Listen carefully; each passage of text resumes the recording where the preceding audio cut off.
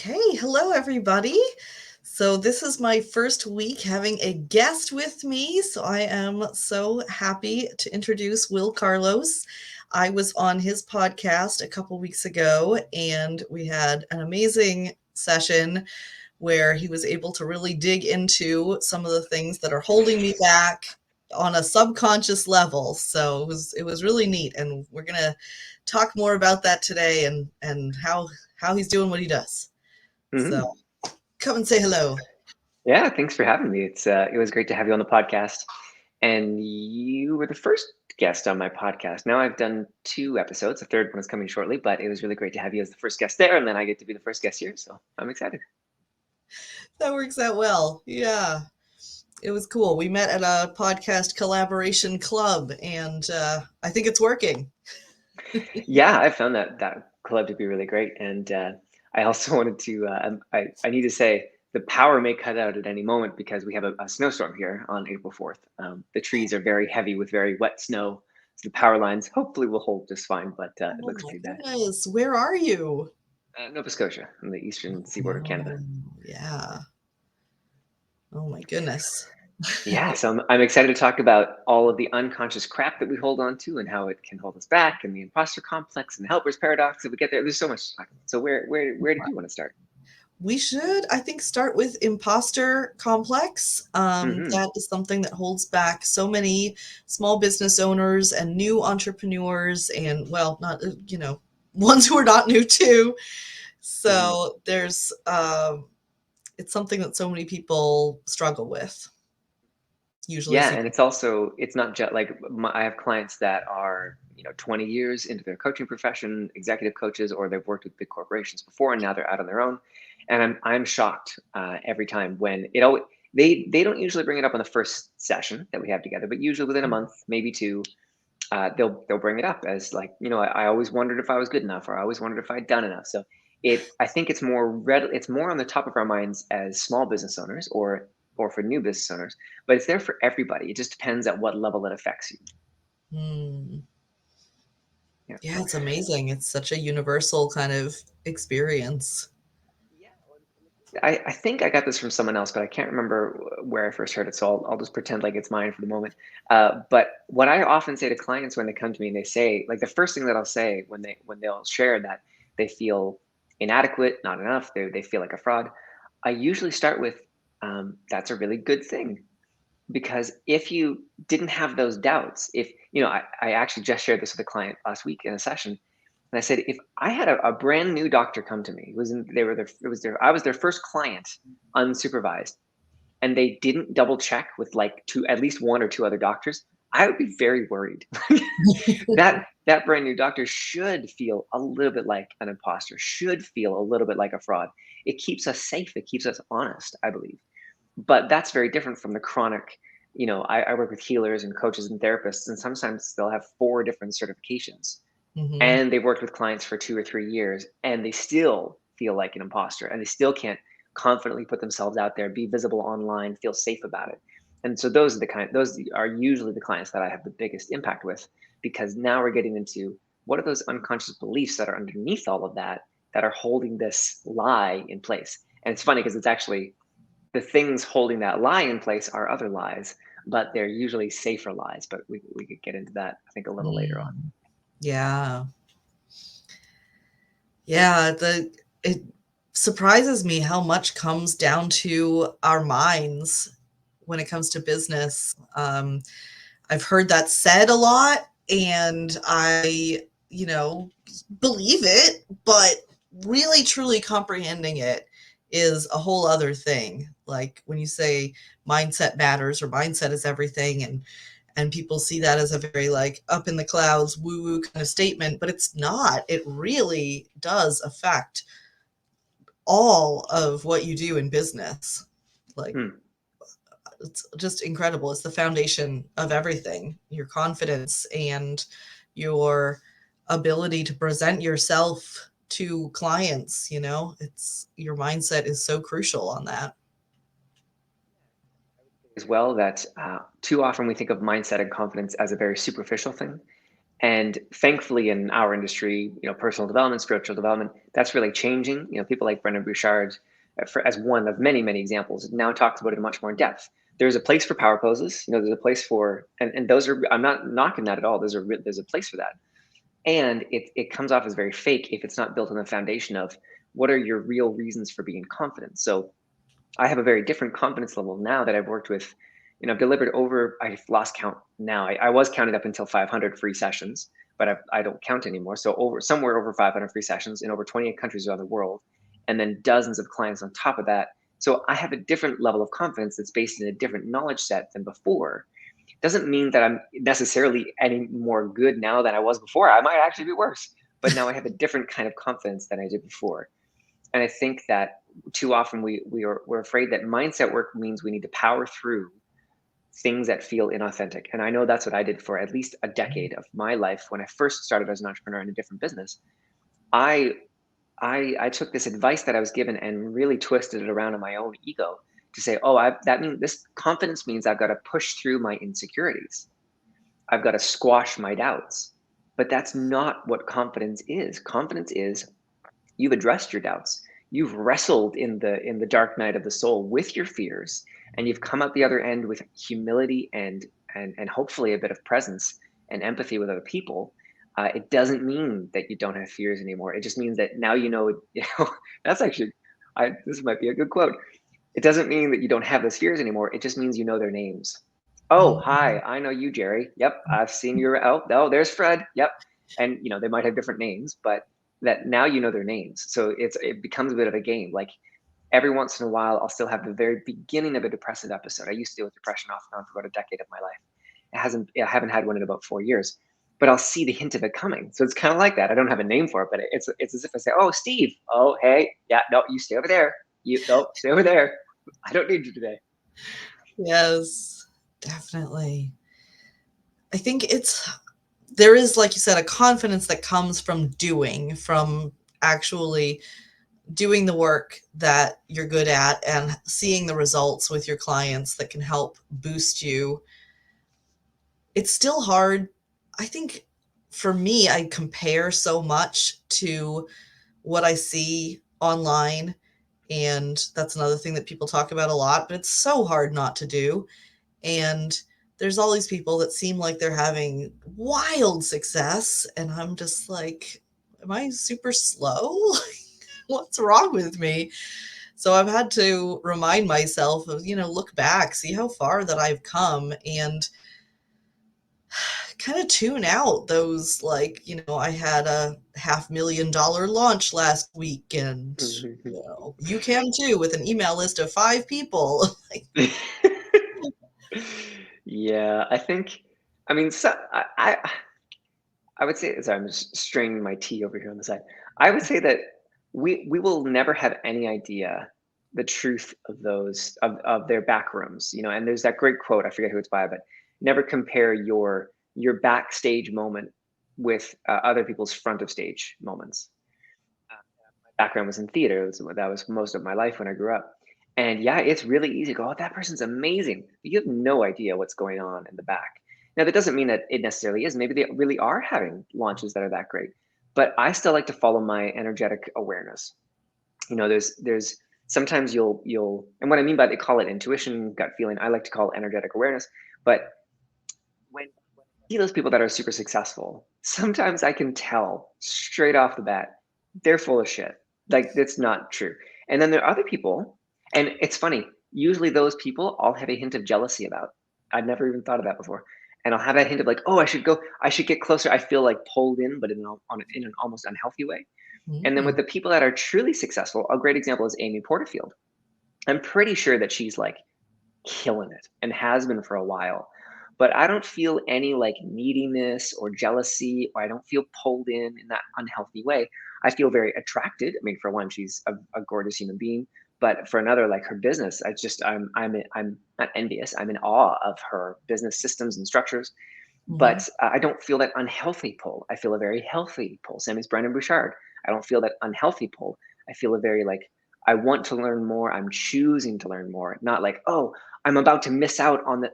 Oh, as soon as that Mm. comes up, I know that probably that person's not as successful as they say, or they've got a weird energy around their business that's trying to pull me in, and I don't really want to sign up for that. I'm not sure if that made sense, That's a but good tip. Yeah, that's very helpful to pay attention to the reaction that's happening within you. mhm. And if it's feeling desperate and Yeah, like yeah, that's don't probably don't not. trust it. Yeah, and I love about you that you have that great discernment. And one of the things that first interested me about Will is his ability to detect lies. He can detect when people are lying, but also when you're lying to yourself. And I thought I really need to learn more about that because I'm an extremely honest person. Um, I'm on the autism spectrum, which gives me the superpower of incredible honesty. I'm not really capable of being intentionally dishonest, but that doesn't mean it doesn't happen because either, something that I think I'm saying is super clear comes across in a different way to somebody else, and then, they interpret it in a way I didn't anticipate, or I could still be being dishonest with myself and not Mm. realizing it. And so it's so hard for me to pick up on when people are lying, when people are being even sarcastic. It's really, really impossible for me to tell. Mm. So I was so in awe of your ability to do that and excited to be able to take advantage of it and have you help me see if I'm lying to myself. So that was amazing. Yeah, no, it was fun, and that's why I love this work that I do. I'm just in the process of rewriting my about page. I saw a great article with Ted Hargrave, who does marketing for hippies. I've been working with him for at least 8 years, and I love his work. And he brought in a guest writer who wrote a little bit about your about page and how important it is and how you can really make it your own. So I started to rewrite mine. And one of the ways that this writer suggests that you can redo it is look at kind of the theme of your life and then find one or two stories from because if it's a theme of your life, you'll have it many stories, but just pick one or two. And I realized that if one of the themes, one of the major themes of my life, I would call it finding the honest moment. I've loved theater and movies and music. I mean, there are moments in plays that I got to be live for I will never forget. There was one play, it was the Fringe Festival in Toronto, it was years ago. Even forget the name of it now, but I remember the poster and I can remember being in the theater. And I remember the feeling that I had for the entire hour and a half. There was no intermission. It was a straight through show. It was one of the most impactful moments in theater that I can remember because everybody on that stage was in an honest moment. No one was acting. They were in an honest moment. And I think because of that obsession with the honest moment and trying to find the honest moment for myself in my own life and back in theater in the day and now in my business, I think that has given me a fine-tuned sense for other people when they're in their honest moment and when they're not, Mhm. which makes going to the theater really hard because most actors, Yeah. myself included, 90% of the time we're not in an honest moment. So that's why when I get to see someone like Ian McKellen or Maggie Smith, oh my gosh, every moment that woman's on screen is an honest moment. It's just, and as we're watching Downton Abbey and she's in it, my wife and we're just laughing with joy and pleasure at every moment that she opens her mouth, even just the look she gives. They're just honest moments stacked upon each other. So yeah, I think that's part of where the ability has come from is seeing over the thread of my life going, oh, yep, that's when I was obsessed with the honest moment. Oh, yep, even my obsession with NLP for a time was Mhm. trying to clear out my negative habits and patterns so that I could spend more time being honest or being in that honest moment. Yeah. That's such an interesting way of looking at acting too, and that's probably why so many don't do it that way because we have that perception of acting as faking something, as Mm. pretending something, and that it's professional lying. So the really good actors know that it's the opposite of that. It's that emotional, authentic truth that really brings people in. The character, just like in our businesses, actually, we're acting as a character in a way, but that doesn't mean that the character doesn't have truly authentic moments. And that's, I think, when acting is brilliant, when the actor or actress and their character meld in that moment and the honest moment comes through. One that I can remember that I share with my clients all the time is from the movie The Mission, which is 1985 or six, I think. It won Best Score and I think Screenplay, but not Best Actor or Best Picture. It's an amazing film. And without telling the entire story, there's a moment when Robert De Niro's character has gone through this big ordeal, and he's basically forgiven. And just everyone on the screen in that moment, and he's crying, and the people that forget. It's just and with everything that came before it, it's this truly honest moment. And we all have moments like that from every film that we watch. Even in the terrible Star Wars, like the first new one that came out when they did episode We one, I don't think it speak about was. those. In our household, those don't exist. Well, I don't like them either, but there's an honest moment at the end of the first one when I forget now Obi-Wan's mentor's name, but when he is killed by what's his idiot name? When he gets killed by that great character in a terrible movie, Darth Darth Maul. Maul Yeah, and he kills kills Liam Qui-Gon Neeson's. Jinn. Yeah. Yeah, and then you see it, Ewan McGregor's face. I like, even though the movie was so bad, my heart broke for like I could. It's just this. So it's the diamond in the rough of that terrible movie, but amazingly honest moment. Anyways, I could talk about movies all day long.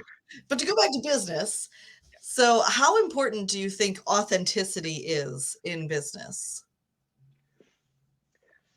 Uh, it's a double. I would say this is a double-edged question, because to make money, I actually don't think it's very important.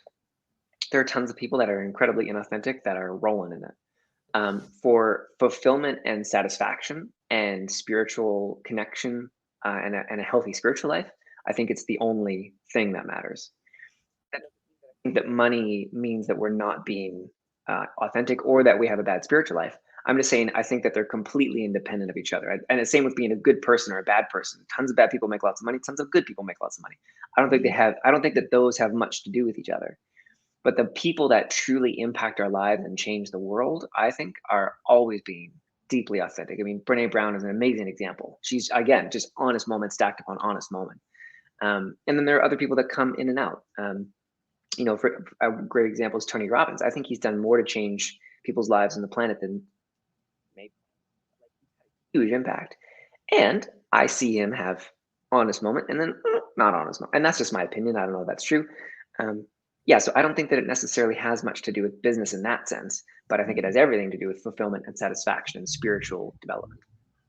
Interesting. Yeah. Okay.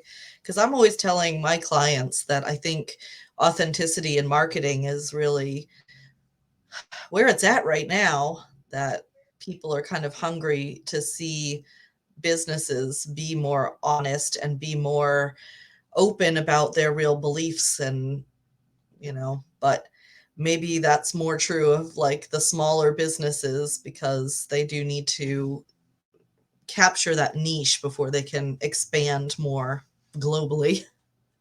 Yeah, I think it also has to do a lot with, personal brand versus product, because, Amazon does authenticity, but how much money do they make?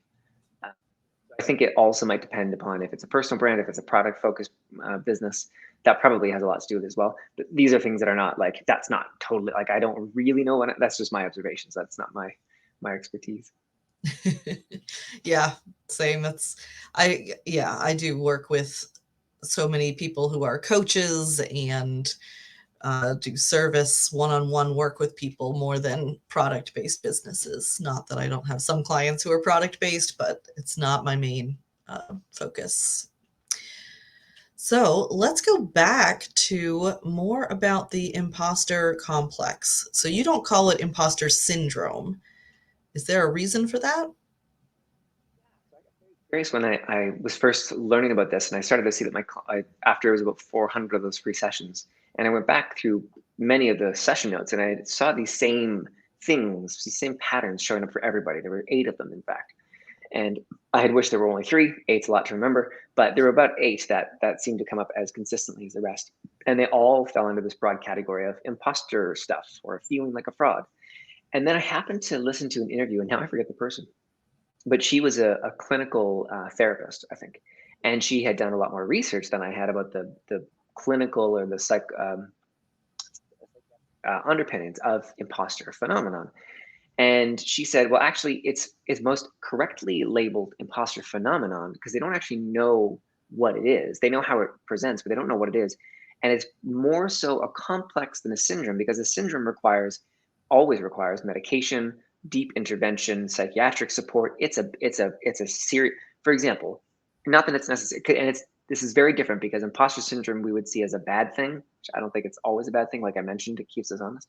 But for example, Down syndrome, that's a syndrome that has a basis in the brain and the physiology. It's very different. So if you were to call it, Down complex and say it's a mental construct, that would be very insulting and quite insensitive. So I think it's the same with imposter complex. It's not a syndrome. It doesn't affect you. Well, it does affect you physically, but that's very different. So that's why I call it a complex. It's more accurately called complex, although Yeah, it neither seems one is like you could perfect. find that gene that is causing the imposter feelings. To cut that genes that might be linked to depression, but we're not even talking about epigenetics. That gets into a whole other conversation. But I don't think we'll ever. I can't imagine. I'll knock on wood that we'll find a gene that says, "Oh, you'll feel like an imposter." Maybe confidence, maybe depression, but never, Yeah. imposter. I think that'd be a little ridiculous. Yes. So if people want to explore more about their own imposter feelings and getting at the root of what's kind of holding them back and the lies they tell themselves, what is a step that they can take with you?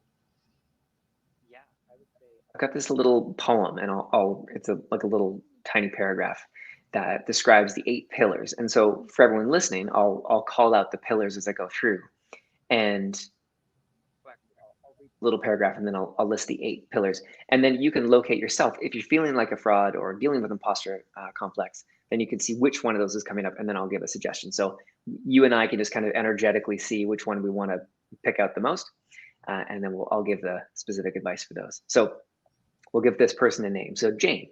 Jane started procrastinating and feeling overwhelmed. This led to her inner critic kicking her ass with judgment and criticism and self-doubt thoughts. And then she developed the imposter complex. Fantastic. Not. And all to stay safe. And also not fully owning her expertise. And then people pleasing and overgiving, thinking it would help, but it didn't. And finally, she developed crappy boundaries and realized that she'd lost a part of herself along the way. It's shocking. I wrote that in a moment of inspiration, and I've read it to at least 100 women so far, and it's shocking how many women will hear that and go, "Yeah." So it's one of those moments of inspiration, I don't know, given by the divine, and I'm just very, very grateful for when it was written. So go in that order. So it's procrastination first, and the more you procrastinate, the more that leads to overwhelm, and then the inner critic is number 3. Fourth is imposter complex, or what I call feeling like a fraud, where you have all the evidence that you're not, but you still have a feeling that you are. Number 5 is playing small. So not starting your podcast, not being a guest on other people's podcasts, not making that daily post. 6 is not owning your expertise, which is linked to playing small, but it's actually different because not owning your expertise means you could be putting yourself out there and doing lots of great things, but then people come to you and they want to hire you and go, "Oh, well, I'm not really that good. Like, I don't really know." Like, defaulting all the time, bending over backwards. Number 7 is people pleasing and overgiving. I have a very specific term for this. I believe that this is the root of every small business. Sorry, every woman-run small business that is not growing to the level that it wants to is dealing with this, which I call the helper's paradox. And that is that the more a person needs to give or help, the less able they are to help.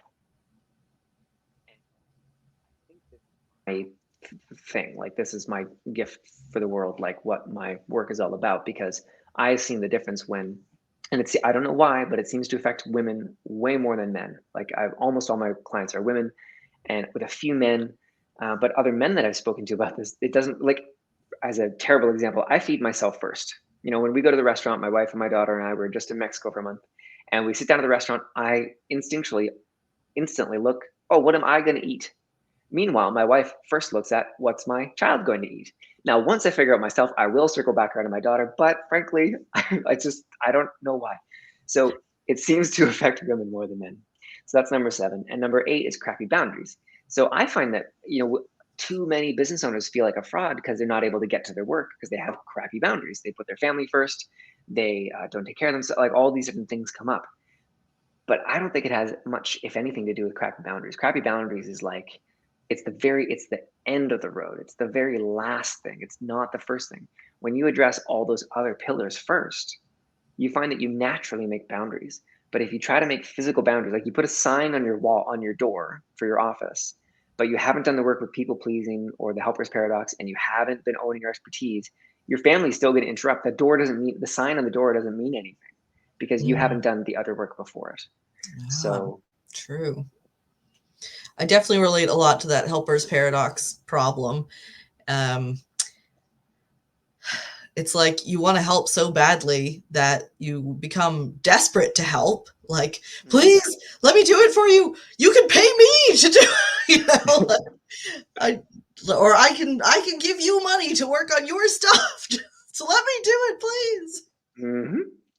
That Yeah. that example you gave about dinner really brought to mind when I was growing up. We had a practice where we weren't allowed to feed ourselves. Mm, So we would say grace basically, and then afterwards you had to turn to the person next to you and ask what they would like to be passed because you were not allowed to take any food onto your own plate. And I don't know. It was a good practice, but I think it also, uh, especially for the women, really built in more of this putting others first. You don't matter. Your needs don't matter, kind of thing. kind of a very different example, but I remember I've had a couple different business mentors who I stopped listening to as business mentors because they were men who had been raised by a single father from in the military. There were two different business mentors like this. And I realized that, and they had a lot of great stuff and they were really great men and they weren't like rah, rah, kick ass. But there was enough of that in there that I realized I'm naturally competitive. If anyone follows the Enneagram, I recently found out I'm a 3. I'm competitive. I want to be the best. Like all these, I don't need any more of that influence.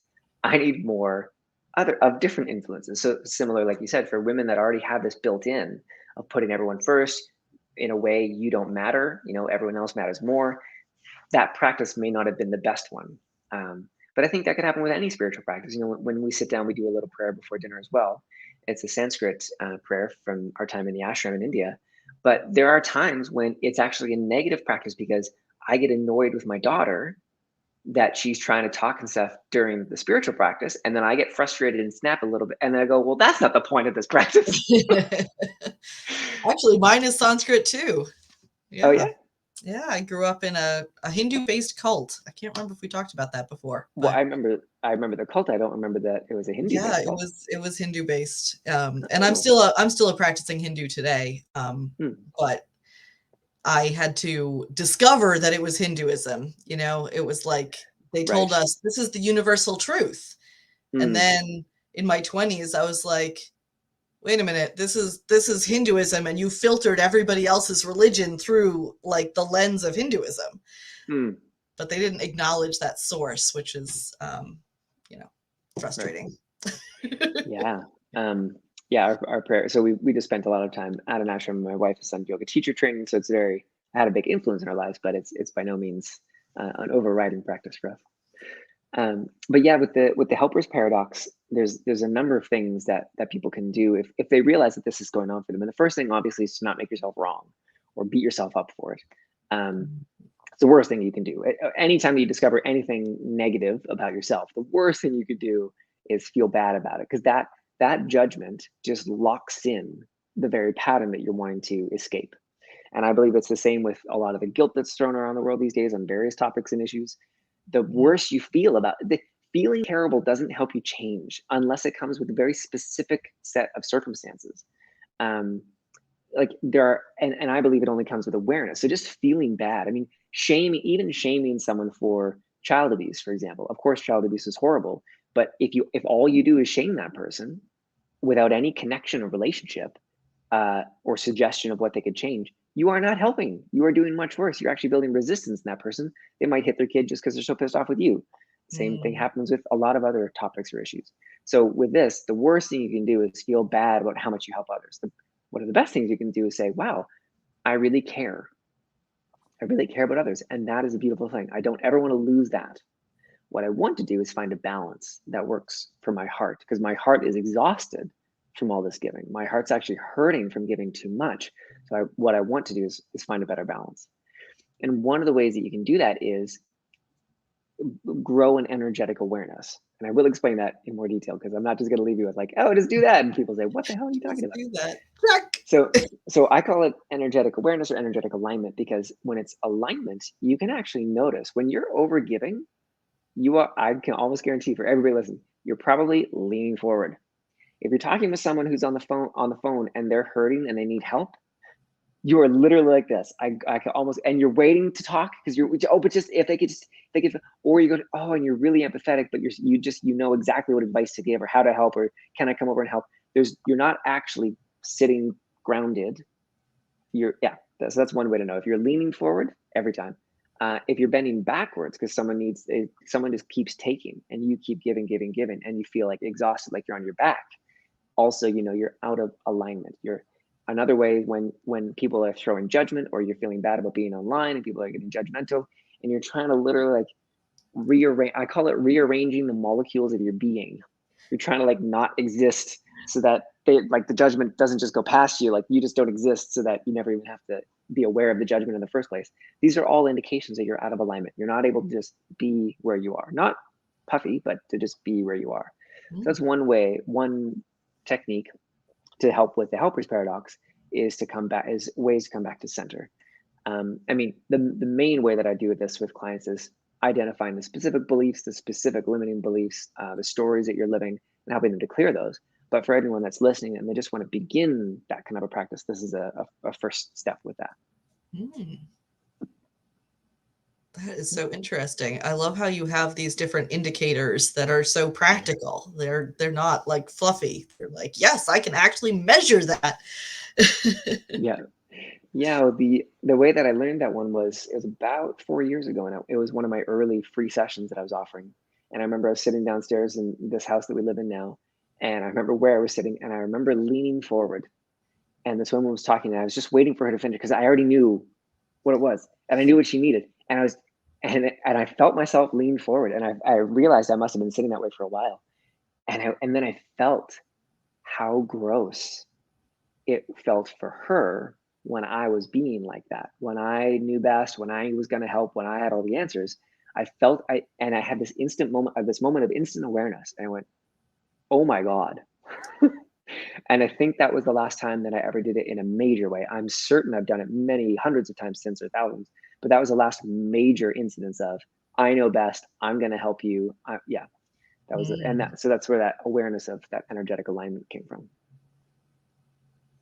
So interesting. Well, I feel like we should probably wrap up. So let's talk about how people can get in touch with you and take advantage of a free session so that they can start on this journey.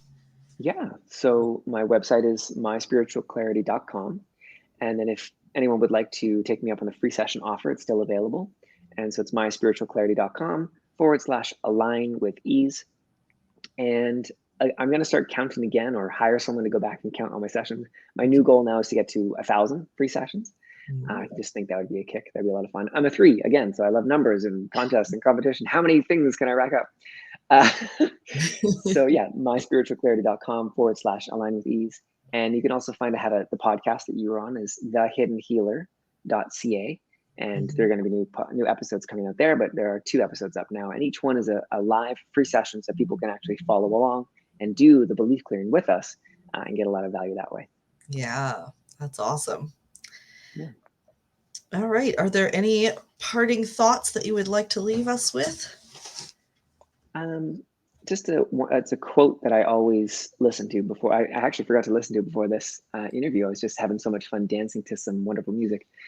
But it's a quote that I listened to before a lot of interviews and sessions, and it's from Bruce Lee. And I'll paraphrase it because it's a little bit long, but he says, honestly expressing yourself. It is very difficult to do. It is easy for me to be phony and put on a show and be filled with a cocky feeling, but to express oneself honestly, not lying to oneself, now that, my friends, is very hard to do. And so for everyone that's listening and you're dealing with the imposter complex or feeling like a fraud or vulnerability hangover, whatever it is, honestly expressing yourself is very hard. I think it's the only game in town. Like there's no other thing to do, and it's a really hard journey. Yeah. A worthwhile journey, but hard. Mhm. Yeah. All right, fantastic. And I hope everybody will join me again next week at this same time, Monday at 1 p.m. Eastern. I will be having another guest, which I did not look up ahead of time who that's going to be. So, surprise guest. Thanks for having me, Carolyn. I really appreciate it. All right, bye. Bye.